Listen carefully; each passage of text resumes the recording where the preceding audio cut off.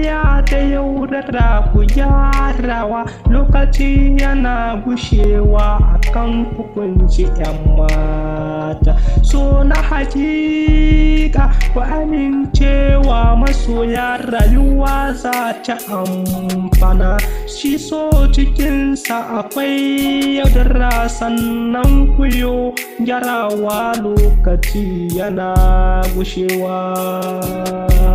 Zuciya da so za ta amfana, rishin masoyi zuciya za ta alguna. 'Yan mata ku gyara, lokaci yana gushewa. Wayo rayuwa da so take amfana, sannan mai yaudara. 'Yan mata ku gyarawa, halaye ku gyara. Soyayya da yaudara ku daina akan ku kunshi 'yan mata. Soyayya da yaudara akan ku kunshi 'yan mata.